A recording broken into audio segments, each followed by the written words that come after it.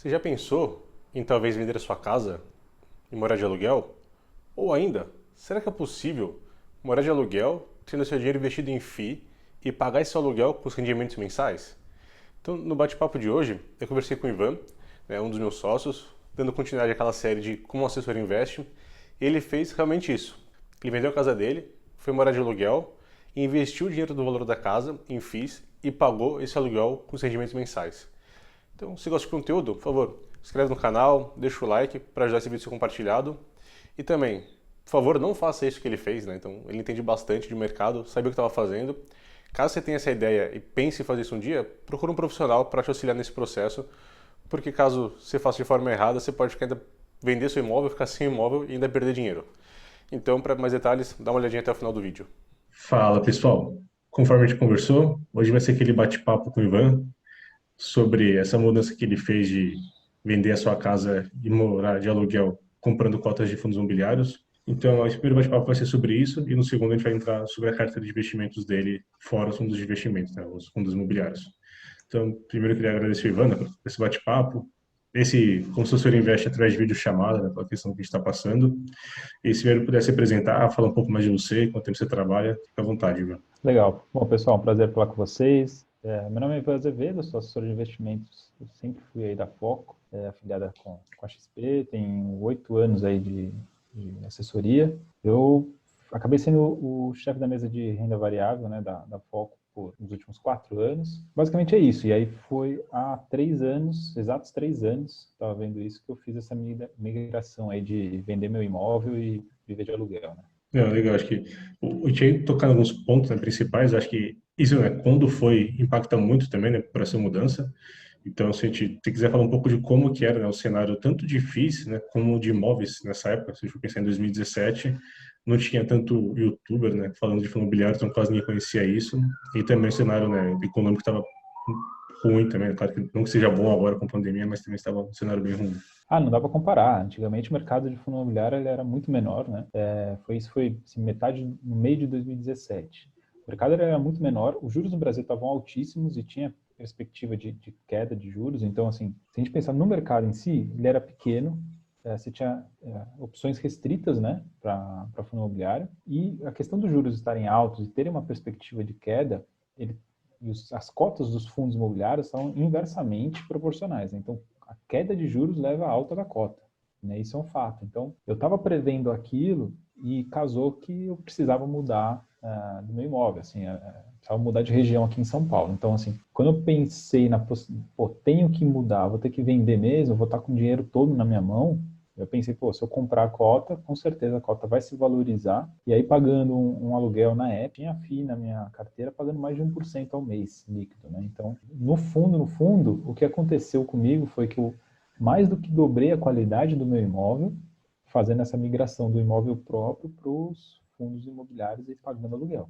Acho que é o ponto que você comentou, né? Então, assim, não é que você também acordou um dia do nada e falou, não, vou vender minha casa, né? E trocar para FIIs, né? Você teve uma necessidade da sua vida de troca de imóvel e aí você viu talvez essa possível oportunidade de fazer essa migração.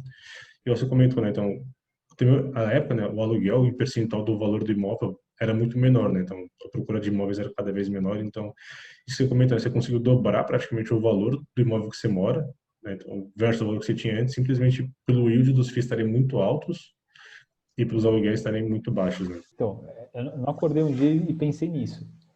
O que aconteceu foi o seguinte, eu tive que colocar para vender, ao mesmo tempo eu trabalhava com isso, então eram duas coisas que estavam ligadas, e o que aconteceu? Demorei praticamente 7 a 8 meses para conseguir concretizar a venda, e depois que você concretiza, a pessoa ia ter financiamento, aquela coisa toda, demorou mais 3 meses. Então, assim, foram uns 9 meses para conseguir me mudar de um bairro para outro na cidade. Coisa que hoje eu faço em 30 dias, né? Então, ligo hoje, se eu tomar decisão hoje, eu ligo hoje para o proprietário e daí em 30 dias eu já estou na outra casa, né? Em outro lugar. Então, isso foi uma coisa que pesou demais, assim, na hora de eu tomar uma decisão, né? Que tem as suas vantagens, né? Morar de aluguel, né? Igual você comentou. Se quiser hoje, em 30 dias, se muda de lugar, né? E acho que com a dinâmica de São Paulo e o trânsito, você quer cada vez mais ficar próximo do seu trabalho, né? Onde você está, para não ter que sofrer com isso. Mas, então, assim, esse primeiro passo que você deu, então, como você falou, né? Era outro mercado de fundo imobiliário na época, então não tinha tanto FIIs quanto hoje. Então, como que foi essa sua primeira carteira de FIIs e também você falar um pouco como é que foi essa evolução, né, dos últimos 3 anos, pensando o mercado evoluiu junto, né? Então você mudou a estrutura, você ia de um jeito, agora está de outro. Como é que foi essas mudanças também? No começo, assim, eu pensei, eu quero exclusivamente FIIs de tijolo, porque o Brasil vinha de uma crise econômica muito grande, tinha uma o percentual de vacância desses FIIs, eles eram elevados, então a gente ia ter uma diminuição da vacância nos próximos anos e provavelmente os novos aluguéis iam ser mais ajustados de uma forma um pouco mais justa, vamos dizer assim, ao que realmente valiam os imóveis. Então, assim, eu vi que tinha uma perspectiva de ganho grande, enquanto na renda fixa ia ter exatamente o contrário. Então, eu fugi de qualquer FII que tinha muita renda fixa e Os de fui papéis, muito né? de papel e fui para FII de tijolo. Essa foi a minha primeira decisão. E aí eu fui estudar a fundo cada FII, né? Na época tinha muito menos do que tem hoje, então era Tranquilo, assim, né? plausível você conseguir estudar vários, né? Porque hoje é difícil. Então eu estudei grande parte dos FIIs de tijolo da época, peguei alguns de certo risco, assim, que eu achava que o mercado entendia que era risco, né? Mas eu consegui retornos, assim, bem elevados, a ponto de não precisar pegar todo o meu dinheiro do imóvel e colocar em fundo imobiliário. E eu investi cerca de 90%, então 10%, vamos dizer, sobrou, porque os outros 90% já pagavam o meu aluguel, sendo que eu mais do que dobrei a qualidade do meu imóvel, né? Então, basicamente assim, né? Se te colocar, você tinha uma arredondando de 500 mil, aí você colocou 450 em FII para morar em um de 1 milhão, né? Foi mais ou menos isso que você conseguiu fazer na época. Vamos dizer assim, de 1,050 milhão, para ser bem parecido assim com a realidade mesmo. Então, foi um pouquinho acima do dobro, né?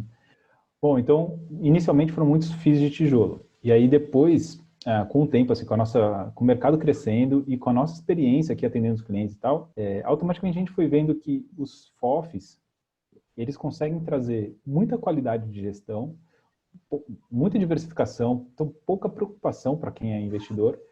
E como eu tinha feito um investimento elevado, né, quer dizer, peguei todo o patrimônio que eu tinha de imóvel, que era o meu principal patrimônio de vida, estava todo ali em fundo imobiliário, eu me senti muito mais seguro também se eu colocasse na mão de gestores de qualidade. Então, assim, eles conseguem acessar ativos que a gente não consegue, que é na oferta 476. Então, foi um conjunto de coisas que foi levando a gente aí para os FOFs e um período aí, um ano, mais ou menos depois que eu entrei que eu fiz essa mudança, né, para os fundos imobiliários, eu peguei toda a minha carteira que estava tudo em tijolo e transformei tudo em FOF.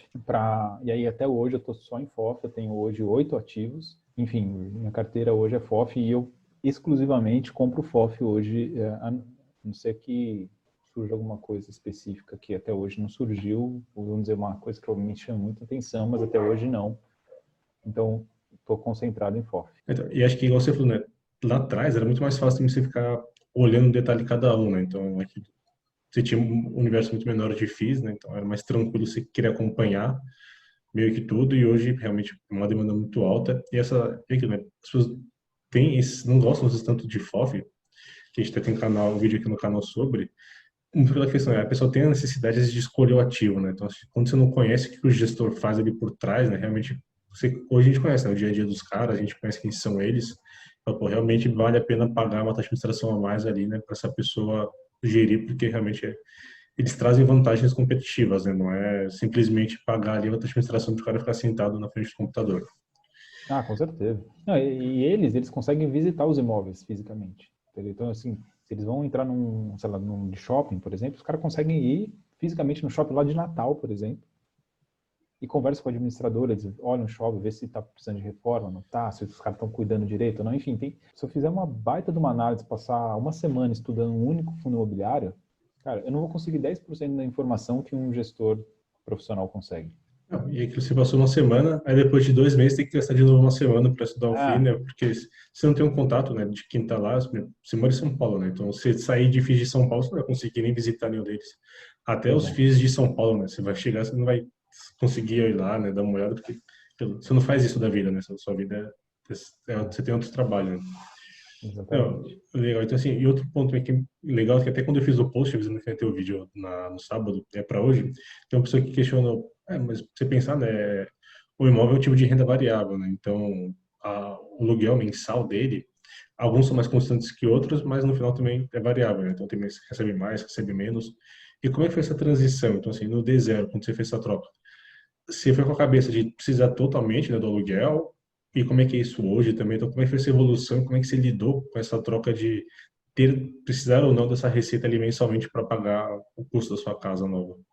No começo, eu realmente precisava que os FIIs me pagassem o aluguel para eu poder repassar isso para o dono da casa. Assim. No começo, eu estava nesse nível, então eu tinha essa dependência e, e foi bem casadinho, assim, né? Porque eu não queria colocar 100% do meu patrimônio em FII, né? Então, eu coloquei no limite. Então, quanto que eu preciso ter de aluguel? X. Aí eu fui comprando os fundos para ter algo bem próximo, e aí sim, tudo bem, só uma diferençazinha eu consigo ajustar e tudo mais, mas no começo foi assim.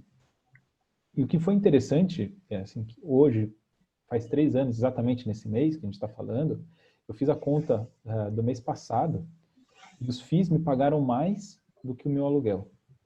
Então, assim, depois de 3 anos, eu tive 19,21 de retorno das cotas, mais todo o aluguel pago nos últimos 3 anos de onde eu moro, né? Então, assim, eu não consigo nem hoje parar para somar os dois. Eu não sou o cara ultra controlador, né? Então, eu não fiquei vendo os FIIs que eles me pagam, os aluguéis que eles me pagaram durante esses 3 anos. Mas, de uma forma geral, eu ganhei 19,21 de retorno das cotas, mais os aluguéis pagos durante os 3 anos, assim. E é bom que assim, né, acho que várias pessoas né, às vezes olham, né, para o dividendo de um FII e falam, pô, vou fazer isso, né? Acho que a gente às vezes ouve algumas questões, mas acho que tem esse ponto, né? Você tem que entender que se for muito apertado, né, igual você comentou, a gente começar a gravar que teve mês teve que chegar a vender, né, cota de FII logo no comecinho, né? Então, acho que é isso, né? Tem que entender essa realidade que é um tipo de renda variável, né? Se você, se por exemplo, seu salário, né, não comportar gastos extras, e você querer fazer essa troca bem no limite, é muito perigoso que você pode não ter o dinheiro para pagar, né? Mas acho que tem um ponto igual assim, se você tivesse talvez mantido o mesmo padrão de casa, né, o mesmo valor, você talvez sobraria aí muito dinheiro, né, em relação ao aluguel mensal do Ah, FII, sim. né? Então, também tem esse Ah, ponto, né? Acho que assim, antes de te puxar uma pergunta, assim, você falou hoje é só FOF, né, que você tem. Mas para você falar assim, de todos os FOFs que tem hoje na bolsa, né, não são muitos, óbvio, e alguns nem têm muita liquidez, mas como é que você analisa, né? Como é que você escolhe esse FOF sim, esse não? Então, mais também para o pessoal entender como é que você faz essa sua análise, o porquê do FOF, não, do porquê você já comentou, né, que você fez essa troca, mas hoje de todos que tem, como é que você prefere um versus o outro? Como é que você acaba olhando isso? a gente tem um benefício que é conversar direto com gestores, né? Então, a gente conhece os gestores de alguns, como a gente é um escritório, a gente acaba, enfim, sentando na mesa com eles, literalmente, assim, para falar sobre o fundo, sobre a gestão deles. Então, isso pega um pouco, né? Porque a gente tem vamos dizer, um benefício que eu acredito, inclusive, que no futuro vai ser meio que para qualquer pessoa. Não sentar na mesa, mas os caras vão fazer live com cliente e Tudo, tudo mais. Eu acho que isso, o mercado está indo para esse lado. Mas, basicamente, hoje, assim, se eu vou decidir hoje que sobrou um dinheiro, eu vou comprar fundo imobiliário ou não, eu pego o PVP dele, o preço pelo valor patrimonial, assim, e a média dos últimos 6 meses de pagamento de yield. Aí eu vou selecionar ali 2 ou 3, e aí eu vou olhar os últimos relatórios deles, porque existem alguns fundos que estão com muito caixa, e isso faz com que a cota seja desvalorizada. E eu acho isso um baita de um benefício para mim, eu que estou comprando. Por quê? Porque eu não estou preocupado com o dividendo que vai me pagar no mês que vem, eu estou preocupado com a valorização dele no longo prazo, o potencial que ele pode me entregar no longo prazo. Né? Então, um fundo imobiliário que tem muito caixa e está desvalorizado, eu, pessoalmente, gosto, porque eu acho que ele tem grande chance de entrar em umas ofertas 476, ou seja, ele vai comprar preços muito abaixo do mercado e vai me trazer um grande lucro no futuro.